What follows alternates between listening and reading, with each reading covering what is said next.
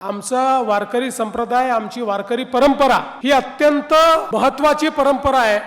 आपण बघा 800 900 1000 वर्ष इतकी आक्रमण झाली, पण या कुठल्याही आक्रमणामध्ये आमचा वारकरी संप्रदाय कधी थांबला नाही।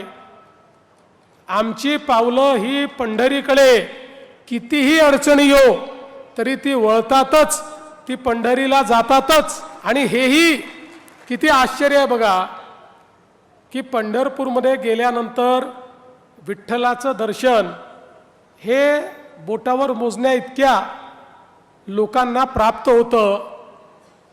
काही लोकांना मुखदर्शन प्राप्त होतं, पण लाखो लाखो भाविक असे आहेत की जे केवळ कळस दर्शन करून त्या ठिकाणून जातात, पण तरी देखील दरवर्षी कळस दर्शनाकरता आमची पावलं पंढरपूरकडे वळतात, म्हणजे वळतातच।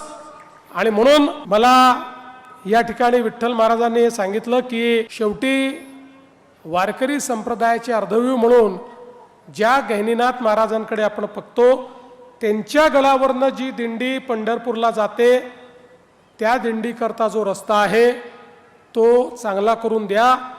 त्या संदर्भात आता सगळ्या व्यवस्था केल्या आहेत, त्याचा आपण एस्टिमेट तयार केला आहे। निश्चितपणे आपण तो रस्ता येत्या काळामध्ये हातामध्ये घेऊ। आणि आता तर ही आनंदाची गोष्ट आहे की पंढरपूरला गहिनीनाथ गडाची स्वतःची जागा झालेली आहे आणि ती अजून त्याचा विस्तार होणार आहे।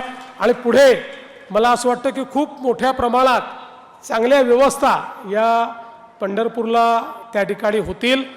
पण मी आज एवढंच सांगतो, गडाचा विषय असेल किंवा पंढरपूरच्या रस्त्याचा विषय असेल, हे सगळे विषय हे निश्चितपणे मुख्यमंत्री म्हणून नाही तर या गडाचा एक भक्त म्हणून मी त्या ठिकाणी पूर्ण करण्याचा प्रयत्न करीन।